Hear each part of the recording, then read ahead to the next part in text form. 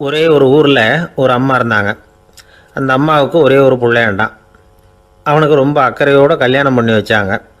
கல்யாணம் முடிஞ்சதும் மருமக பொண்ணு வீட்டுக்கு வந்து சேர்ந்தது. அப்பாடா, என் கடமை முடிஞ்சது, இனிமேல் அக்கடான்னு எங்கேயாவது ஒரு மூலையில் படுத்து கிடக்கலாம் அப்படின்னு நினச்சாங்க அந்த அம்மா. ஆனால் நினைக்கிறபடி எங்கே நடக்குது? அதுக்கப்புறம் தான் பிரச்சனையே ஆரம்பமாச்சு. மருமகள் குணம் சரியில்லை, ஒரு மாதிரி. அந்த பொண்ணு வீட்டுக்கு வந்ததுமே முதல் வேலையாக மாமியாரை பார்த்து, அதுதான் நான் வந்துட்டேன்ல, இனிமேல் உங்களுக்கு என்ன வேலைங்க, புறப்பட வேண்டியது தானே, காசி ராமேஸ்வரம்னு எங்கேயாவது போங்க அப்படின்னுட்டு தான். மாமியார் பார்த்தாங்க, கொஞ்சம் யோசனை பண்ணாங்க. இந்த பாருமா, நீ இப்படி சொல்கிறதுக்கு முன்னாடியே வீட்டை விட்டு புறப்படணுங்கிற முடிவுக்கு நான் வந்துட்டேன். வீட்டை மட்டும் இல்லை, இந்த உலகத்தை விட்டே கூட போகிறதுக்கு தயாராக இருக்கிறேன். ஆனால் ஒரே ஒரு விஷயத்துக்காக என் உயிரை கையில் பிடிச்சிக்கிட்டு இருக்கிறேன் அப்படின்னாங்களாம். என்ன விஷயம்னு கேட்டது இந்த மருமக பொண்ணு. வேறு ஒன்றும் இல்லை, என் பிள்ளைக்கு கல்யாணம் பண்ணி வச்சுட்டேன். ஒரு பேர புள்ள பிறந்து அதை என் கண்ணால் பார்த்துட்டேன்னா நான் எங்கே வேணும்னாலும் போகிறதுக்கு தயாராக இருக்கிறேன் அப்படின்னாங்களாம் அந்த மாமியார். மாமியார் இப்படி சொல்கிறதுலேயே நியாயம் இருக்கிறதாக பட்டுது அந்த பொண்ணுக்கு. சரி, அப்படியே இருந்து பார்த்துட்டு போகலாம் அப்படின்னு அனுமதி கொடுத்தது. கொஞ்ச காலத்தில் ஒரு பேரன் பிறந்தான். அந்த அம்மாவும் பேரனை கண்ணால் பார்த்துட்டாங்க. சரி, பேரனை பார்த்தாச்சுல்ல, இனிமேல் புறப்பட வேண்டியது தானே அப்படின்னது மருமக பொண்ணு. மாமியார் பார்த்தாங்க, நீ சொல்கிறது சரிதாம்மா, அதில் ஒன்றும் தப்பு இல்லை. என்னோடய பேரன் உங்களை அம்மா அப்பான்னு கூப்பிட்றத என் காது குளிர கேட்டுட்டு போயிடுறேனே அப்படின்னாங்களாம். சரி, அந்த ஆசையை நிறைவேறட்டும் அப்படின்னு காத்துக்கிட்டு இருந்தாங்க. பேரன் வளர்ந்தான், நடந்தான், பள்ளிக்கூடம் போனால் பெரியவனானான். மருமக பொண்ணு மறுபடியும் மாமியாரை விரட்ட ஆரம்பிச்சுட்டுது, இன்னும் புறப்புள்ளையான்னு. இதை பாருமா, இது வரைக்கும் இருந்துட்டேன். பேரனோட கல்யாணத்தையும் கண்ணால் பார்த்தா தான் இந்த கட்டை வேகும் போல் இருக்குது அப்படின்னு சொல்லி ஒரு மாதிரியாக பேச ஆரம்பித்தாங்க. இதுவும் நியாயமான ஆசையாக தான் படுது அப்படின்னு அது யோசிச்சிருக்கு அந்த பொண்ணு. சரின்னு அதுக்கும் ஒத்துக்கிட்டது. உடனே பேரனுடைய கல்யாணமும் முடிஞ்சது ஒரு வழியாக. இனிமேல் ஒரு நொடி கூட இங்கே இருக்கக்கூடாது, புறப்படுங்க அப்படின்னு மாமியாரை விரட்டிச்சான் அந்த பொண்ணு. இப்போ அந்த மாமியார் தன்னோட மருமகளை பார்த்து சொல்கிறாங்க, இதோ கிளம்பிட்டாம்மா, என் மூட்டை முடிச்செல்லாம் கட்டிக்கிட்டேன், புறப்பட்டுவிட்டேன். அப்படியே நீயும் உன் துணிமணிகளை மூட்டை கட்டிக்கிட்டு கிளம்பிடும், என்னோட சேர்ந்து 2 பேருமா சேர்ந்து போயிடலாம் அப்படின்னாங்களாம். அந்த பொண்ணு முழிக்குது. முழிக்காதே, உனக்கும் ஒரு மருமக வந்துட்டா, இனிமேல் நீயும் ஒரு மாமியார் தானே, உனக்கும் இனிமேல் இங்கே வேலை இல்லை, புறப்படு அப்படின்னாங்களாம். அப்போ தான் அந்த பொண்ணு சிந்திக்க ஆரம்பிச்சு தான், தன்னோட தவறு புரிஞ்சுதான். இந்த தகவலை கேட்டுக்கிட்டு இருக்கிற மருமகள்லாம் இதை பற்றி கொஞ்சம் யோசித்து பார்க்கணுங்கிறதுக்காகத்தான் இதை சொல்கிறோம் மாமியார்கள் சார்பாக. கொஞ்ச நாளைக்கு முன்னாடி ஒரு பொண்ணை பார்த்து பேசுகிற சந்தர்ப்பம் கிடச்சிது ஒரு கல்யாண வீட்டில். அந்த பொண்ணு சொல்லிச்சு, சார், எனக்கு கல்யாணம் ஆகி 15 வருஷம் ஆகுது, நான் மாமியார்கிட்ட சண்டை போட்டதே இல்லை அப்படின்னு ரொம்ப அடக்கமாக சொல்லிச்சு. அது எப்படிம்மா சாத்தியமாச்சுன்னு கேட்டோம்.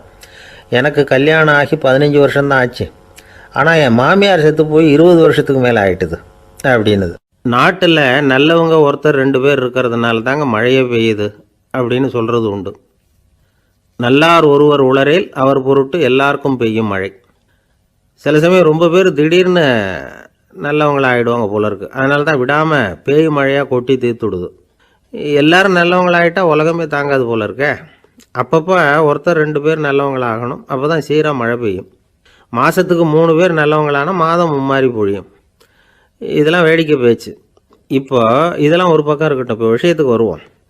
ஒரு கும்பலில் நல்லவன் யார் அப்படிங்கிறத எப்படி கண்டுபிடிக்கிறது? இதுக்கு ஒரு வேடிக்கை கதை உண்டு. என்னுடைய நண்பர் ஒருத்தருக்கு அவங்க பாட்டியம்மா சொன்ன கதையாக அது. அது என்ன கதைன்னா, ஒரு ஊரில் ஒரு சமயம் பலமான மழை பெய்ய ஆரம்பிச்சுட்டு தான். இடி மின்னல் ரொம்ப கடுமையாக இருந்திருக்குது. ஆரம்பித்த மழை வர வர கடுமையாக ஆகிட்டு இருக்குதே தவிர நிற்கிற பாடாக தெரியல. ஊர் ஜனங்கள்லாம் பார்த்தாங்க. இதுக்கு மேலேயும் வீட்டு உள்ளே இருந்தால் ஆபத்துங்கிறத புரிஞ்சுக்கிட்டாங்க. ஏன்னா வீடெல்லாம் இடிஞ்சி விழுந்துருமோங்கிற பயம். உடனே எல்லோரும் புறப்பட்டு ஊருக்கு பொதுவாக இருந்த ஒரு மண்டபத்தில் போய் தங்கிக்கிட்டாங்க. மின்னல் கடுமையாக இருந்தது. இடி எந்த நேரத்துலையும் விழலாம்ங்கிற நிலைமை, எப்போ விழலாம்னு பார்த்துக்கிட்டு இருக்குது. அந்த மண்டபத்தில் இருந்த ஜனங்கள் மனசுக்குள்ளே ஒரு பயம்.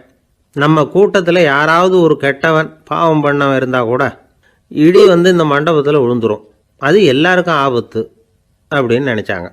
சரி, இதுக்கு என்ன பண்ணலாம் அப்படின்னு யோசனை பண்ணாங்க. அந்த கூட்டத்தில் ஒரு பெரியவர் இருந்தார். அவர் ஒரு யோசனை சொன்னார். இதை பாருங்கள், அதுக்கு ஒரு வழி இருக்குது. அதோ எதிர்த்தாப்புல கொஞ்சம் தூரத்தில் ஒரு உயரமாக மரம் ஒன்று இருக்குது பாருங்கள். பொதுவாக இடி வந்து சுலபமாக விழறது அது மாதிரி உயரமான மரத்தில் தான். நம்ம கூட்டத்தில் இருக்கிறவங்க எல்லாரும் ஒவ்வொருத்தராக போய் அந்த மரத்தை தொட்டுவிட்டு திரும்பி வந்துடணும். நம்மள பாவம் பண்ணவன் யாரோ அவன் அந்த மரத்தை தொடுற சமயத்தில் இடி விழுந்துடும், அவன் மட்டும் போயிடுவான், மண்டபத்தில் இருக்கிற நாமெல்லாம் பொழைச்சிக்கலாம் அப்படின்னு ஐடியா கொடுத்தார் அந்த பெரியவர். இது நல்ல யோசனையாக பட்டது. எல்லாரும் ஒத்துக்கிட்டாங்க. ஒவ்வொருத்தராக போய் அந்த மரத்தை தொட்டுவிட்டு திரும்பி வந்தாங்க. இடி எதுவும் விழலை. இன்னமும் பாவம் பண்ண ஆசாமி அதை போய் தொடலை போல இருக்குது அப்படின்னு நினச்சிக்கிட்டாங்க. ஒவ்வொருத்தராக போகிறாங்க, எல்லாரும் போய் தொட்டுவிட்டு வந்தாச்சு. இன்னும் ஒரே ஒரு ஆசாமி தான் பாக்கி. கடைசியாக இருந்த அந்த ஆள் பயந்துட்டான். இது வரைக்கும் இடி விழலைன்னா இப்போ என்ன அர்த்தம்? இப்போ நாம தான் பாக்கி, நாம தான் தப்பு பண்ண ஆள் போல இருக்குது அப்படின்னு நினச்சிட்டான். அதனால் துணிச்சலாக போய் தொடுறதுக்கு பயந்தான், தயங்கிக்கிட்டே இருந்தான். இருந்தாலும் மற்றவங்கள்லாம் சும்மா இருப்பாங்களா? கட்டாயப்படுத்தி கழுத்தை பிடிச்சி தள்ளாத குறையா அவனை தள்ளி விட்டாங்க, போய் தொட்டுட்டு வாடான்னு. அவன் நடுங்கிக்கிட்டே போய் அந்த மரத்தை தொட்டான். அதே வினாடி ஒரு பயங்கரமான மின்னல் இடி விழுந்துட்டுது. எங்கே விழுந்தது தெரியுமா? அந்த ஆள் மேலே இல்லை, மண்டபத்தில் விழுந்தது. மண்டபத்தில் இருந்தவங்க பூரா காலி. அந்த ஒரு ஆள் மட்டும் புழைச்சிக்கிட்டான். இந்த ஒரு ஆளை காப்பாற்றுறதுக்காக தான் இடி வந்து மண்டபத்தில் விழாமல் இருந்திருக்குது. இதுதான் கதை. அதனால் நல்லவங்க எப்படியும் தப்பிச்சுக்குவாங்க அப்படிங்கிறது ஒரு நீதி. ஒருத்தன் அப்படி தான் தெருவில் நடந்து போய்கிட்டு இருந்தான், ரொம்ப நல்லவன். எதிரில் ஒருத்தன் சைக்கிளில் வந்துக்கிட்டு இருந்தான். அதில் மோதி இவன் கீழே விழுந்துட்டான். சைக்கிள்காரன் உடனே இறங்கி இவனை தூக்கி விட்டான். இவன் எழுந்திரிச்சு அவனை முறைச்சி பார்த்தான். அப்படி பார்க்காதீங்க சார், நீங்கள் ரொம்ப புண்ணியம் பண்ணியிருக்கீங்க, அதுதான் இப்போ வந்து சைக்கிளில் மோதிக்கிட்டீங்க அப்படின்றான். என்ன அப்படி சொல்கிறேன் நான்? இவன் 10 நிமிஷத்துக்கு முன்னாடி நான் லாரி ஓட்டிகிட்டு வந்தேன், அப்போ நீங்கள் எதிரில் வந்திருந்தீங்கன்னா என்ன ஆயிருக்கும் அப்படின்னானா அவன். ஊரில் ஒரு சிற்பி இருந்தார். சிற்பின்னா அவர் ரொம்ப திறமையுள்ளவர். அதாவது எங்கேயாவது ஒரு கல் கிடந்தா போதும், அதை அப்படியே எடுத்துகிட்டு வருவார். கொஞ்ச நாள் கழித்து அவர் இடத்துக்கு போய் பார்த்தா அழகாக ஒரு சிற்பம் உட்காந்துருக்கும். இந்த கல்லாக கிடந்தது சிற்பமாக மாறி இருக்கும், அந்த அளவுக்கு பண்ணிவிடுவார். அப்பேற்பட்ட சிற்பி. எப்படிங்க அவ்வளவு மோசமான ஒரு கல்லில் இருந்து இவ்வளவு அழகாக ஒரு சிற்பத்தை உங்களால் வடிக்க முடிஞ்சுது அப்படின்னு கேட்டால், அது ஒன்றும் பெரிய விஷயம் இல்லைங்க. இந்த சிற்பம் ஏற்கனவே அந்த கல்லுக்குள்ளே இருந்தது, இதை சுற்றி இருக்கிற வேண்டாத பகுதிகளெல்லாம் உளியால் கொத்தி எடுத்துவிட்டேன், அவ்வளவுதான் என் வேலை. உடனே உள்ளே இருந்தது வெளியில் வந்துட்டுது அப்படிம்பார். அந்த அளவுக்கு திறமைசாலி. ஒரு சின்ன பாறை இல்லைன்னா கருங்கல்ல பார்த்துட்டாருன்னா போகிறோம், விடமாட்டார். அந்த கல்லோட அமைப்பை கவனித்து பார்த்துட்டு இதுக்குள்ளே ஒரு வீரன் ஒளிஞ்சிருக்காம்பார். அவர் கண்ணுக்கு தெரியும். இந்த கல்லுக்குள்ளே ஒரு துறவி உட்காந்துருக்காரும்பார். நமக்கெல்லாம் வெறும் கல்லாக தான் தெரியும். இந்த கல்லுக்குள்ளே ஒரு நடன மங்கை நடனம் ஆடிக்கிட்டு இருக்கா அப்படிம்பார்.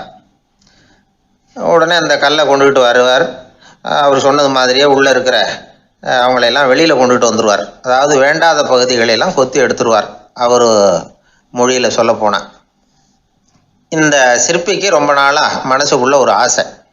அதாவது உண்மை, தூய்மை, இதுக்கு உதாரணமாக இருக்கக்கூடிய புத்தர் சிலையை வடிக்கணும் அப்படிங்கிறது அவரோட ஆசை. ஆனால் அந்த ஆசை நிறைவேறாமலே இருந்துக்கிட்டு வந்தது. அதுக்கு என்ன காரணம்னா, அதுக்கு தகுந்த மாதிரி ஒரு கல் கிடைக்கல. கல் கிடைச்சா அதை செஞ்சுருவார்.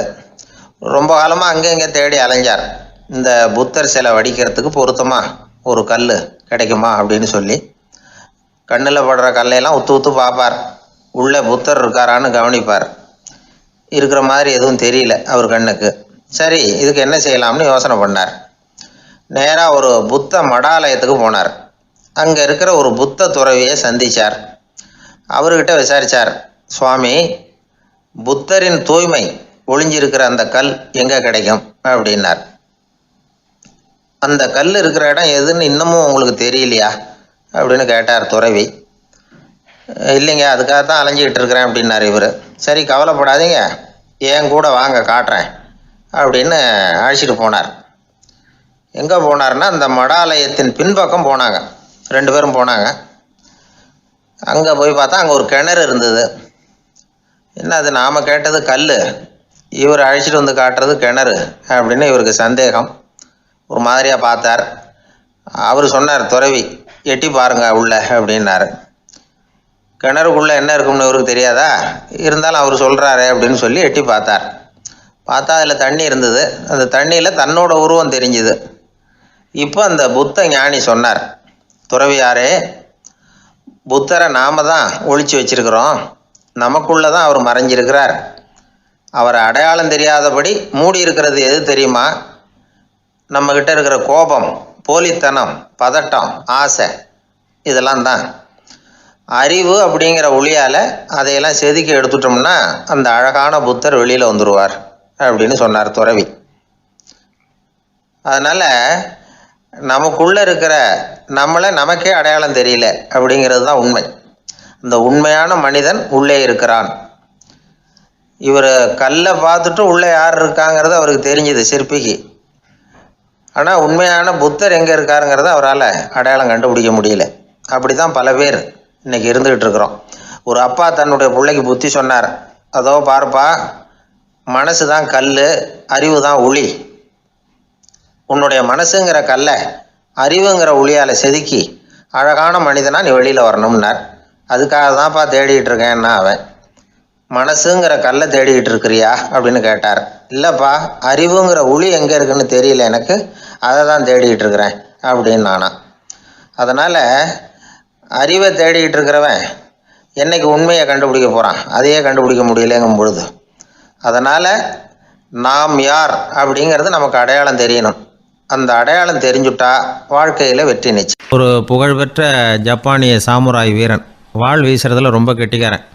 ஒரு கடுமையான போரில் கலந்து கொண்டுட்டு களைச்சி போய் திரும்பி வந்தான். படுக்கையில் விழுந்தான். பக்கத்தில் என்னமோ சத்தம் கேட்டுது. திரும்பி பார்த்தான். ஒரு எலி அவனை முறைச்சி பார்த்துக்கிட்டு இருந்தது. உடனே வாழை உருவனா வீசினான். அது தப்பிச்சிட்டு ஓடி போச்சு. எவ்வளோ முயற்சி பண்ணி பார்த்தா முடியல. கடைசியில் அந்த வாள் முறிஞ்சு போனது தான் மிச்சம். ஒரு பக்கம் அவனுக்கு இது அவமானமாக போயிட்டுது, இன்னொரு பக்கம் பயமாக போயிட்டுது. எவ்வளவோ போர்களில் எதிரிகளை பந்தாடினவன் அவன் ஒரு எலிகிட்ட தோற்று போய்டுறதா அவனால் சகிச்சிக்க முடியல. மனைவிகிட்ட சொன்னான் இப்படி நடந்துட்டுதுன்னு. அவள் சிரிச்சா. உங்களுக்கு புத்தியே இல்லை, எலியை போய் யாராவது வாளால் வெட்டுவாங்களா அப்படின்னு அந்த அம்மா சொன்னதும், நீ என்ன சொல்கிறேன்னா, ஒரு பூனையை கொண்டுட்டு வந்துட்டா போதும், அதுக்கப்புறம் ஏன் எலி வரப்போகுது அப்படின்னு அந்த அம்மா.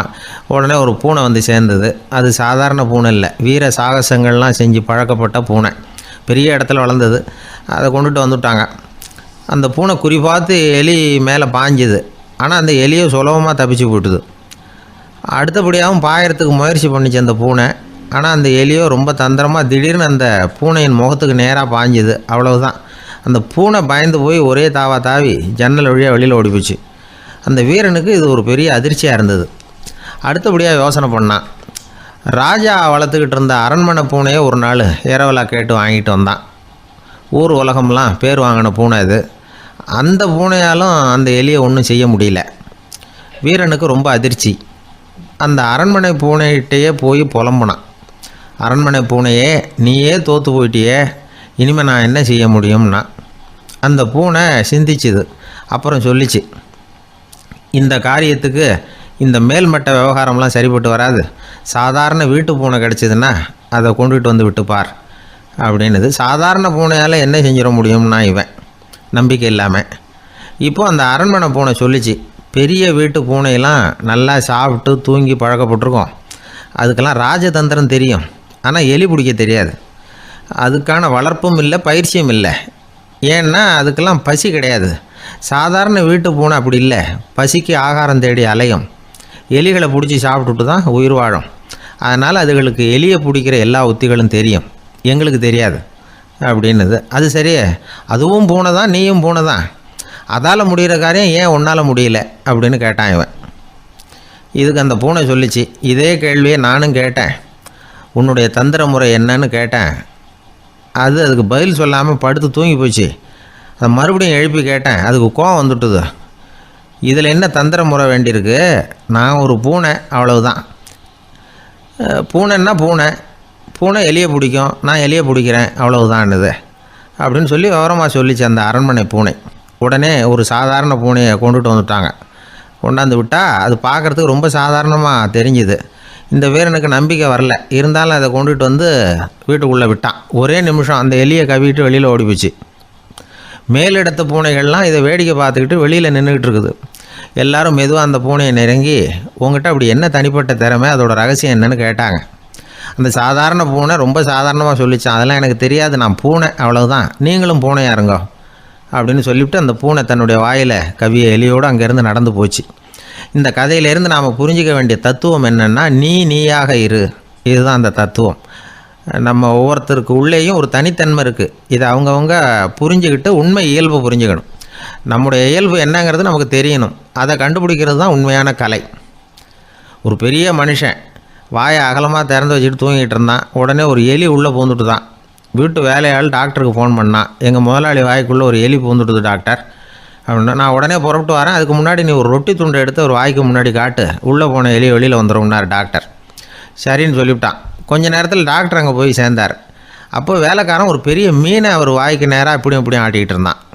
நான் ரொட்டி துண்டை தானே காட்ட சொன்னேன்னார் டாக்டர். அவன் சொன்னான், எலியை வெளியில் கொண்டுட்டு வர்றதுக்கு ரொட்டி துண்டை காட்ட சொன்னீங்க டாக்டர், அதுக்கப்புறம் அந்த எலியை துரத்திக்கிட்டு ஒரு பூனை உள்ளே போயிருக்கு, அதுக்காக தான் இந்த மீனை காட்டிகிட்டு இருக்கேன் நானா. இது எதுக்குன்னா, இப்படி வேடிக்கையாக சொல்கிறது, பூனை பூனையாக இருக்க வேண்டும், எலி எலியாக இருக்க வேண்டும், மனுஷன் மனுஷனாக இருக்க வேண்டும் அப்படிங்கிறத புரிஞ்சுக்கிறது. நாம இருக்கிற வரை வெற்றி நிச்சயம். ஒரு நண்பர் வந்தார். ரொம்பவும் இறுக்கமாக உடை அணிஞ்சிருந்தார். அதாவது ஆடைக்குள்ளே அவர் மாட்டிக்கிட்டு இருந்தது மாதிரி தெரிஞ்சுது. ஏன் துணி குறைச்சலாக எடுத்துட்டிங்களா அப்படின்னு கேட்டோம். இல்லைங்க, எனக்கு எப்போவுமே இறுக்கமாக உடை அணிகிறது தான் பிடிக்கும் அப்படின்னார். ஒருத்தர் எப்படி உடை அணிகிறார் அப்படிங்கிறத வச்சு அந்த ஆள் எப்படிப்பட்டவர் அப்படிங்கிறத கண்டுபிடிச்சிடலாம். உடை அணிகிற விதம் ஒருத்தருடைய மனநிலையை வெளிப்படுத்துதான். இப்போ இறுக்கமான உடை அணிகிறவங்க பொதுவாக மன நிம்மதி இல்லாதவங்களாக இருப்பாங்களாம், கோபக்காரங்களாக இருப்பாங்களாம். ரொம்ப தொலைதொலைப்பாக ஆடை அணிகிறவங்க இருக்கிறாங்கல்ல, அவங்கெல்லாம் அமைதியான ஆளாக இருப்பாங்களாம், சாந்தமாக இருப்பாங்களாம். இவங்கெல்லாம் போராடுறதுக்கு சரியாக வரமாட்டாங்களாம். இப்படி ஒரு கணிப்பு இருக்குது. அதனால தான் போர் வீரர்களுக்கெல்லாம் இறுக்கமான உடையை தான் கொடுக்கறது வழக்கம். ஆனால் சன்னியாசிகளை பாருங்கள், அவங்களுக்கெல்லாம் ரொம்ப தொலை உடைகள் தான். அவங்கெல்லாம் வந்து டைட் பேண்ட் போட்டுக்கிட்டு நிற்க மாட்டாங்க சன்னியாசிகள்லாம். அதே மாதிரி சன்னியாசிகள்லாம் காவி உடையை தேர்ந்தெடுக்கிறதுக்கும் காரணம் உண்டு. பல ஆண்டுகள் சோதனை செஞ்சு பார்த்துட்டு தான் சன்னியாசத்துக்கு காவி தான் சரி அப்படின்னு முடிவு பண்ணியிருக்கிறாங்க. இப்போ பௌதீக விஞ்ஞானப்படியும் அதுதான் சரி. அதாவது சூரிய ஒளியில் வந்து 7 வண்ணங்கள் உண்டு. ஒரு பொருள் மேலே அது விழும்பொழுது அந்த பொருள் நமக்கு சிவப்பாக தெரிஞ்சதுன்னா அந்த பொருள் வந்து சிவப்பை தவிர மற்ற எல்லா நிற கதிர்களையும் உள்வாங்கிக்கிட்டு சிவப்பு நிறத்தை மட்டும் வெளியில் விடுது. அதாவது விலக்கி விடுது. அதனால தான் அந்த பொருள் வந்து சிவப்பாக தெரியுது. உடல் ஆரோக்கியத்துக்கு ஓரளவு சிவப்பு தேவைப்படுது. அதனால தான் காவி உடை அணிஞ்சால் சூரிய ஒளி ஓரளவு சிவப்பை விலக்கிவிடும். அதாவது சிவப்பின் பலனும் கிடைக்கும், இந்த சிவப்பின் கெடுதலும் இல்லை அப்படின்னு யோசனை பண்ணாங்க. காவி வந்து உதய வேளையின் நிறம். கீழ் வானத்தில் கதிர் உதிக்கிற வேளையில் முதல் ஒளி தோன்றுகிற நேரத்தில் காவி நிறம் தான் கசியும். தியானம் செய்கிறப்போ முதல்ல காணக்கூடிய ஒளி காவி நிறம்தான். தியானத்தின் உச்ச நிலையின் நிறம் நீலம். தியானம் வந்து காவி நிறத்தில் ஆரம்பமாகி நீல நிறத்தில் நிறைவடைகிறது அப்படிங்கிறார் ஓஷோ. நீலம் வந்து தியான சிகரம், காவி வந்து தியான ஆரம்ப குறியீடு, ஒரு சன்னியாசியின் ஆரம்ப தரிசனம் அப்படிங்கிறார் அவர். ஒருத்தர் நாள் பூரா காவி உடையே அணிஞ்சிருந்தா அந்த நிறம் வந்து அவருக்கு வந்து தியானத்தை பற்றிய நினைவை வந்து ஊட்டிக்கிட்டே இருக்கும். இப்படியே வந்து ஆடைக்கும் தியானத்துக்கும் இடையில் ஒரு தொடர் ஏற்படுது. ஒரு துறவியின் உள்ளார்ந்த பண்பாக அது மாறுது. கடை வீதியில் ஒரு பொருள் வாங்க போகிறோம், அது மறந்துடக்கூடாதுங்கிறதுக்காக ஞாபகம் முடிச்சு போட்டுக்கிறோம். அந்த முடிச்சுக்கும் பொருளுக்கும் தொடர்பு இல்லை. ஆனால் கடை வீதிக்கு போன உடனே அந்த முடிச்சு வந்து அந்த பொருளை ஞாபகப்படுத்துது. அதாவது அந்த முடிச்சு வந்து ஒரு தொடர்பு அம்சமாக அமையுது. அது மாதிரி தான் காவி உடையும். ஒரு துறவி வந்து நடக்கும் பொழுது, சாப்பிடும் பொழுது, குளிக்கும் பொழுது அவருடைய காவி உடை அவருக்கு வந்து ஞாபகப்படுத்திக்கிட்டே இருக்கும். அது ஒரு நிலைப்படுத்தப்பட்ட நினைவாக ஞாபக முடிச்சாக மாறிடுது. காவி ஆடை இல்லைன்னா ஒருத்தரால் துறவியாக முடியாதுன்னு அர்த்தம் இல்லை. அதே நேரத்தில் காவி ஆடையால் ஒன்றும் பிரயோஜனம் இல்லை, அதில் ஒன்றும் அர்த்தம் இல்லை அப்படின்னு சொல்லிட முடியாது. இதுதான் உண்மை. இவ்வளவு தூரம் காவி ஆடையை பற்றி சொல்கிறதுனால எல்லாரும் சன்னியாசியாக போயிடுங்கோ அப்படின்னு நாம் சொல்கிறதாக யாரும் நினச்சிடக்கூடாது. மனசுக்கும் நிறத்துக்கும் உள்ள சம்பந்தத்தை தெரிஞ்சுக்கிறதுக்காக தான் இவ்வளவும். நமக்கு தெரிஞ்ச நண்பர் ஒருத்தர் இருக்கிறார், ஆஃபீஸில் வேலை பார்க்குறவர். ஒவ்வொரு மாதமும் 20ஆம் தேதிக்கு பிறகு அவரை போய் பார்த்தீங்கன்னா காவி உடை அணிஞ்சிக்கிட்டு, கண்ணை மூடிக்கிட்டு, கை ரெண்டையும் விரித்து வச்சுக்கிட்டு தியானத்திலே உட்காந்துருப்பார். ஏன் இப்படி பண்ணுறீங்கன்னு கேட்டேன். அதாவது 20ஆம் தேதிக்கு பிறகு என் கையில் ஒரு பைசா கூட கிடையாது, ஒரு சன்னியாசி லெவலில் இருக்கிறேன், என்கிட்ட எதுவும் செலவுக்கு கேட்காத அப்படின்னு என் மனைவிக்கு நான் சூக்காக உணர்த்துறதுக்காக அப்படி உட்காந்துருப்பேன் அப்படின்னு விளக்கம் கொடுக்குறார் அவர். ஒரு நீதிமன்றம், அங்கே ஒரு கொலை வழக்கு சம்மந்தமாக விசாரணை நடந்துக்கிட்டு இருக்குது. அந்த வழக்கறிஞர் ரொம்ப தீவிரமாக வாதாடிக்கிட்டு இருக்கிறார். தன்னுடைய கட்சிக்காரர் நிரபராதிங்கிறது அவருக்கு நல்லா தெரியும். அதனால தான் அவர் சார்பாக வாதாடுறதுக்கே ஒத்துக்கிட்டார். அப்படி அவர் மும்முரமாக வாதாடிக்கிட்டு இருக்கிற சமயத்தில் அவசரமாக தந்தி ஒன்று வந்து சேர்ந்தது. அதை வாங்கி படித்து பார்த்தார். அதுக்கப்புறம் அதை மடித்து தன்னுடைய கோட்டு பையில் வச்சுக்கிட்டு தொடர்ந்து வாதாட ஆரம்பிச்சிட்டார். பேசி முடித்தார். அதுக்கப்புறம் அங்கே கோர்ட்டில் இருந்த சக வக்கீல்கள் அவர்கிட்ட வந்தாங்க. தந்தி ஒன்று வந்ததே, என்ன விஷயம் அப்படின்னு விசாரித்தாங்களாம். அப்போ அவர் சொல்லியிருக்கிறார், ஊரில் சிகிச்சைக்காக போயிருந்த என்னுடைய மனைவி இறந்து போனதாக தந்தி வந்திருக்குது அப்படின்னாராம். மற்ற வக்கீல்களுக்கு அதிர்ச்சி. என்னங்க இது, மனைவி இறந்ததை விட கேஸு முக்கியமாக உங்களுக்கு அப்படின்னு கேட்டிருக்கிறாங்க. இறந்து போன என் மனைவி மறுபடியும் திரும்பி வர போகிறதில்ல, ஆனால் என்னுடைய கட்சிக்காரர் ஒரு கொலை வழக்கில் மாட்டிக்கிட்டார். அவரும் நிரபராதி. அவர் உசுரை நான் காப்பாற்ற வேணாமா? இதுதான் என்னுடைய கடமை அப்படின்னாராம். இப்படி இவர் சொன்னதும் எல்லாரும் அப்படியே திகைச்சு போய் நின்றுட்டாங்களாம். சரி, கடமைக்கு முக்கியத்துவம் கொடுத்த அந்த வழக்கறிஞர் யார் தெரியுமா? அவர் தான் இரும்பு மனிதர் சர்தார் வல்லபாய் பட்டேல். குஜராத் மாநிலத்தில் 1875 அக்டோபர் 31 அன்றைக்கு ஜாவேரி பாய் அப்படிங்கிறவருக்கு 4வது பிள்ளையாக அவர் பிறந்தாராம். இந்த ஜாவேரி பாய் யார் தெரியுமா? ஜான்சி ராணி லட்சுமி பாய் போர் படையில் ஒரு வீரராக பணிபுரிஞ்சவர். இளம் வயசில் வல்லபாய் பட்டேல் ரொம்ப சிரமப்பட்டு படிச்சிருக்கார். விடாமுயற்சி வெற்றியை கொடுத்தது. கல்லூரியிலையும் காலடி வச்சார். அதுக்கப்புறம் வக்கீல் பட்டத்தையும் வாங்கினார். பிரிட்டிஷ் ஆட்சி நடந்துக்கிட்டு இருந்த சமயம் குஜராத்தை சேர்ந்த பர்டோலி தாலுக்காவில் விவசாயிகள் மேலே அரசாங்கம் திடீர்னு நில வரியை வசதி விட்டு தான். ஏழை விவசாயிகள் ரொம்ப கஷ்டப்பட்டுருக்காங்க. அரசாங்கம் வரி செலுத்தாத விவசாயிகளின் நிலங்களையெல்லாம் ஜப்தி செஞ்சுதான். அரசாங்கத்தை எதிர்க்கிறவங்களையெல்லாம் கைது பண்ணி சிறையில் அடைச்சிட்டாங்களாம். சில பேர் வீடு வாசல் ஆடு மாட்டையெல்லாம் விற்று கூட வரி கட்ட வேண்டிய நிலைமைக்கு ஆளாயிட்டாங்க. வழக்கறிஞர் வல்லபாய் பட்டேல் நில வரியை உடனே ரத்து பண்ணணும் அப்படின்னு பம்பாய் கவர்னருக்கு ஒரு கடிதம் எழுதினார். எந்த பலனும் இல்லை. உடனே எல்லா விவசாயிகளையும் அணி திரட்டினார். அதுக்கு தானே தலைமை தாங்கினார். சத்தியாகிரகம் நடத்தினார். அந்த பகுதியில் எந்த வேலையும் நடக்கலை. வேறு வழி இல்லை. ஆட்சியாளர்கள் உடனே வரியை ரத்து பண்ணாங்க. சிறையில் இருந்தவங்களெல்லாம் வெளில விட்டாங்க. 1928 ஆகஸ்ட் 6 சர்க்காருக்கும் விவசாயிகளுக்கும் இடையில் ஒரு உடன்பாடு ஏற்பட்டது. அதுக்கப்புறம் தான் நிலைமை சரியாக போச்சான். வல்லபாய் பட்டேலின் பொது சேவையை பாராட்டின பொதுமக்கள் அவருக்கு சர்தார் அப்படிங்கிற பட்டத்தை கொடுத்தாங்களாம். சர்தார்னா தலைவர் அல்லது தளபதின்னு அர்த்தம். இரும்பு மனிதர்னு இவருக்கு பேர். இருந்தாலும் நகைச்சுவை உணர்வும் இவருக்கு நிறைய உண்டு. ஒரு தடவை ஒரு பத்திரிகை நிருபர் வந்திருக்கார். சர்தார் பட்டேல்கிட்ட அவருக்கு பிடிச்ச பண்பாடு கலாச்சாரம் எது அப்படின்னு கேட்கணும்னு ஆசை. அதனால் அவரை பார்த்து கேட்டாராம், ஏங்க உங்களுக்கு பிடிச்ச கல்ச்சர் எது அப்படின்னு கேட்டிருக்கார். இதுக்கு சர்தார் பட்டேல் சொன்ன பதில் என்ன தெரியுமா? எனக்கு பிடிச்ச கல்ச்சர் அக்ரிகல்ச்சர் அப்படின்னாராம். ஒரு நண்பர்கிட்ட பேசிக்கிட்டு இருந்தேன். அவருடைய உறவினர் ஒருத்தர் ஒரு நேர்முக தேர்வுக்கு போயிருந்தாராம், இன்டர்வியூக்கு. ரொம்பவும் பொறுப்பாகவும் கவனமாகவும் செயல்பட வேண்டிய பதவிக்கான நேர்காணல் அது. இவர் எழுத்து தேர்வில் ஏராளமான மதிப்பெண்கள் வாங்கிவிட்டார். அதனால் அதை பற்றி கவலை இல்லை. இப்போ நேர்முக தேர்வில் தேர்வு பெறணும். ஏராளமான சான்றிதழ்கள் வச்சிருந்தார். நேர்காணலில் கேட்கப்பட்ட எல்லா கேள்விகளுக்கும் சரியான பதில் தான் சொன்னார். இருந்தாலும் பாருங்க, அந்த நேர்முக தேர்வில் அவர் தேர்ந்தெடுக்கப்படலை. என்ன காரணம் அப்படின்னு பின்னாடி விசாரிச்ச போதுதான் விவரம் தெரிஞ்சுதான். அது என்ன ஆயிருக்குதுன்னா, அந்த நேர்காணலின் போது இவர் நடந்துகிட்ட முறையில சில தவறுகள் நடந்து போச்சான். முக்கியமா 2 தவறுகள். ஒண்ணு, அவங்க ஒரு கேள்வியை கேட்டு முடிக்கிறதுக்குள்ளேயே இவர் பதில் சொல்ல ஆரம்பிச்சுட்டாராம். 2வது என்னன்னா, இவர் நாற்காலியில தாராளமா இயல்பா சாஞ்சி உட்காராம நாற்காலி முனையில உட்கார்ந்துருந்தாராம்.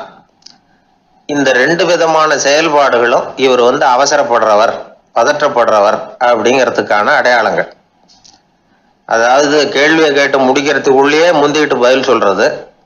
2வது, நாற்காலியில இயல்பா தாராளமா உட்காராம நாற்காலி முனையில உட்கார்றது. பார்க்க போகிற வேலைக்கு அவசரம் பதற்றம் இது ரெண்டும் இருக்கக்கூடாதான். அதனால் மார்க் இருந்தும் சர்டிஃபிகேட் இருந்தும் அந்த வேலை வாய்ப்பு அவருக்கு கிடைக்கல. வேலை கொடுக்குறவங்க நம்மக்கிட்ட இருந்து என்னதான் எதிர்பார்க்குறாங்க இதை தெரிஞ்சு வச்சுக்கிறது நல்லது. முதல்ல மற்றவர்களுடன் தொடர்பு கொள்ளும் திறமை, அதாவது எபிலிட்டி டு கம்யூனிகேட். நீங்க நினைக்கிறத அழகா தொகுத்து வகைப்படுத்தி சொல்ல தெரியுதான்னு பார்ப்பாங்க. உங்க திட்டங்களை அடுத்தவங்க ஏற்றுக்கொள்ளக்கூடிய விதத்துல வெளிப்படுத்துறதுக்கு உங்களால முடியுதான்னு பார்ப்பாங்க. இதுக்கு என்ன செய்யறது? குழப்பம் இல்லாம சிந்திக்கணும், குழப்பம் இல்லாம பேசணும். ரெண்டாவது விஷயம் என்னன்னா புத்திசாலித்தனம், அதாவது இன்டெலிஜென்ஸ். ஏத்துக்க போற வேலையை நல்ல விதமா செய்ய முடியுமா உங்களால? அதை எந்தெந்த வழியில செய்யலாம் அப்படிங்கிறத உங்களால தீர்மானிக்க முடியுமா? அந்த வேலைக்கான புது புது யோசனைகளை உங்களால சொல்ல முடியுமா அப்படின்னு பார்ப்பாங்க. இது இன்டெலிஜென்ஸ். மூணாவது தன்னம்பிக்கை, அதாவது செல்ஃப் கான்ஃபிடன்ஸ். உங்களுக்கு அது உண்டா அப்படிங்கிறத கவனிப்பாங்க. எந்த சூழ்நிலையையும் சமாளிக்கணும், எப்படிப்பட்ட மனிதர்களையும் சமாளிக்கிற தைரியம் வேணும், அடுத்தவங்களை நமக்கு சாதகமா திருப்பக்கூடிய தன்னம்பிக்கை வேணும். நாலாவது பொறுப்புகளை முன்வந்து ஏற்றுக்கொள்ளுதல், வில்லிங்னஸ் டு அக்செப்ட் ரெஸ்பான்சிபிலிட்டி. பொறுப்புகள்ல இருந்து நழுவி போக ஆசைப்படாம செஞ்சு முடிக்கணும். அஞ்சாவது முன் வருதல், இனிஷியேட்டிவ். வேலையோட முக்கியத்துவம் உணர்ந்து அதை ஏத்துக்கிட்டு தகுந்த நடவடிக்கைகளை தயங்காம எடுக்கிறதுக்கு முன் வரணும். ஆறாவது என்னன்னு கேட்டீங்கன்னா தலைமைத்துவம், லீடர்ஷிப். 4 பேருக்கு தலைமை தாங்கி நல்ல விதத்துல நடந்துக்க தெரியுதா? ஏழாவது கற்பனை திறன், இமேஜினேஷன். சில பிரச்சனைகள் வரக்கூடும் அப்படின்னு முன்கூட்டியே யூகிச்சு அதுக்கு தகுந்த மாதிரி நடவடிக்கை எடுக்கிற திறமை உண்டா அப்படிங்கிறத பார்ப்பாங்க. எட்டாவது என்னன்னா வளைந்து கொடுத்தல், ஃபிளெக்சிபிலிட்டி. சூழ்நிலைக்கு தகுந்த மாதிரி, மாற்றங்களுக்கு தகுந்த மாதிரி அனுசரித்து நடந்துக்கிறதுக்கு தெரியுதா அவங்களுக்கு அப்படிங்கிறத கவனிப்பாங்க. அடுத்தது திறமைகளை வெளிக்கொணரும் திறமை, இன்டர்பர்சனல் ஸ்கில்ஸ். அடுத்தவங்க கிட்ட இருக்கிற திறமையை கண்டுபிடிச்சி அதை நல்ல விதத்துல ஊக்கப்படுத்தி பயன்படுத்த தெரியுதா அப்படின்னு பார்ப்பாங்க. ஆறாவது சுய அறிவு, செல்ஃப் நாலேஜ். அடுத்தவங்க நம்மளை பத்தி என்ன நினைக்கிறாங்க அப்படிங்கிறத நம்மளால புரிஞ்சுக்க முடியுதாங்கிறது முக்கியம். அடுத்தது போட்டி மனப்பான்மை, காம்படிட்டிவ்னஸ். அடுத்தவங்களை ஒப்பிட்டு பார்த்து அதை விட ஒருபடி மேல வரணுங்கிற குணம் வேணும். இதுக்கு அடுத்தது என்னன்னா குறிக்கோளை வெல்லுதல், கோல் அச்சீவ்மெண்ட். குறிக்கோளை சவாலா எடுத்துக்கிட்டு அதை அடையணும். அப்புறம் வேறுபட்ட திறமைகள், ஒகேஷனல் ஸ்கில்ஸ். பதவிக்கு வேண்டிய திறமைகள் தவிர மற்ற திறமைகள் எதுவும் உண்டாங்கிறது முக்கியம். நமக்கு வேலை கொடுக்கணும்னு நினைக்கிறவங்க நம்ம கிட்ட இருந்து இவ்வளவும் எதிர்பார்ப்பாங்க. அதுக்கு தகுந்த மாதிரி நம்மளை நாமே தயார்படுத்திக்கணும். எனக்கு வேண்டப்பட்ட ஒருத்தர் ஒரு இன்டர்வியூக்கு போயிட்டு வந்தார், நேர்காணலுக்கு. எப்படி இருந்தது இன்டர்வியூன்னு விசாரித்தேன். நான் போனேன், அவர் கேட்ட எல்லா கேள்விக்கும் அவர் எதிர்பார்த்தது மாதிரியே எல்லா பதிலையும் சொன்னேன். கடைசியாக நான் எதிர்பார்க்காத ஒரு தகவலை அவர் சொன்னார் அப்படின்னார். என்னன்னு கேட்டேன். அவரும் என்ன மாதிரியே இன்டர்வியூக்கு வந்தவர் தானா, சும்மா என்ன கேள்வி கேட்டுக்கிட்டு உட்காந்துருந்தாராம் அப்படின்னார். அதனால ஒரு நேர்காணலுக்கு போறதுக்கு முன்னாடி என்ன எதிர்பார்க்குறாங்க அப்படிங்கிறத தெரிஞ்சுக்கிட்டு போனா வெற்றி நிச்சயம். ஒரு நண்பர் ஆனந்தமாக சிகரெட் பிடிச்சிக்கிட்டு இருந்தார். இந்த பழக்கத்தை விட்டுவிடுங்களேன் அப்படின்னு சொல்லி பார்த்தோம். விட்டுடலாம்னு தான் பார்க்குறேன், ஆனால் முடியலையேன்னார்.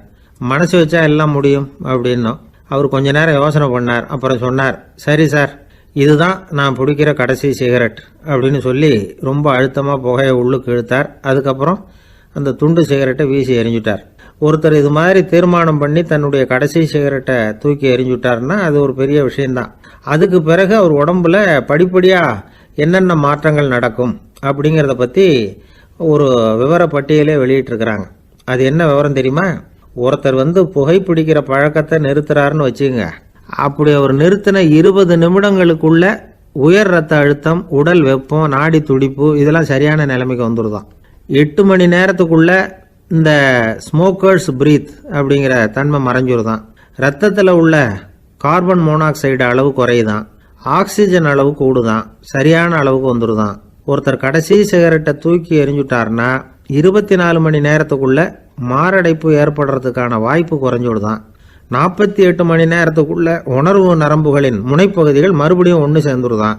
அதனால நாக்கு சுவை உணர்வு, மூக்கின் முகரும் சக்தி இதெல்லாம் மேம்படுதான். நல்ல நிலைமைக்கு வந்துடுதான். சிகரெட்டை நிறுத்தின 3 நாளுக்குள்ளே மூச்சு விடுறது சுலபமாயிடுதான். இப்படி அவங்க பட்டியல் நிறைய சொல்கிறாங்க. 2 அல்லது 3 மாதத்துக்குள்ளே என்ன ஆகும் தெரியுமா, ரத்த ஓட்டம் வந்து மேம்படுது, நடக்கிறது சுலபமாயிடுது. நுரையீரல் கொள்ளளவு 30% அதிகரிக்குது. 1லேருந்து 9 மாதத்துக்குள்ள சுவாச குறைபாடுகள் நீங்குது. நுரையீரலில் இருக்கக்கூடிய இந்த அசுத்தம் வடிகட்டும் திசுக்கள் சரியாக வேலை செய்ய ஆரம்பிச்சிருது. 1 வருஷத்துக்குள்ள இந்த இதய அழுத்த நோய்க்கான வாய்ப்பு பாதியாக குறைஞ்சிருது. இந்த சிகரெட்டை நிறுத்தின 5 வருஷத்துக்குள்ள ஒரு நாளைக்கு 1 பாக்கெட் சிகரெட் பிடிக்கிறவர்களில் நுரையீரல் புற்றுநோயினால் சாகிறவர்கள் எண்ணிக்கை பாதியாக குறைஞ்சிருது. புற்றுநோய் செல்கள் வந்து சீரமைக்கப்படுது. ஆக ஒருத்தர் புகைக்கிறத விட்டுணும்னு தீர்மானம் பண்ணி தன் கையில் இருக்கிற சிகரெட்டை இதுதான் கடைசின்னு சொல்லி தூக்கி எறிஞ்சுட்டா அதுக்கப்புறம் படிப்படியாக இவ்வளவு நன்மைகளும் மாற்றங்களும் ஏற்படுறதாக இந்த அமெரிக்கன் கேன்சர் சொசைட்டி தெரிவிச்சிருக்குது. அதனால் புகைப்பழக்கம் உள்ளவங்க இதையெல்லாம் கொஞ்சம் யோசித்து பார்த்து அந்த பழக்கத்தை விட்டு விடுறது ரொம்ப நல்லது. ஆனால் அதையெல்லாம் நாம் சொன்னால் யார் கேட்குறாங்க? என்னுடைய நண்பர் ஒருத்தர் புகைப்பழக்கம் உள்ளவர், அவர் என்கிட்ட சொன்னார், சார், சிகரெட் பிடிக்கிற பழக்கத்தை விட்டு விடுறது என்னை பொறுத்த வரைக்கும் ஒன்றும் பெரிய கஷ்டமான செயல் இல்லை, அது ரொம்ப சுலபம் அப்படின்னார். எப்படி சொல்கிறீங்கன்னு கேட்டேன். நான் ஏற்கனவே 20 தடவை அந்த பழக்கத்தை விட்டுருக்கேன் சார் அப்படின்னார் ரொம்ப பெருமையாக.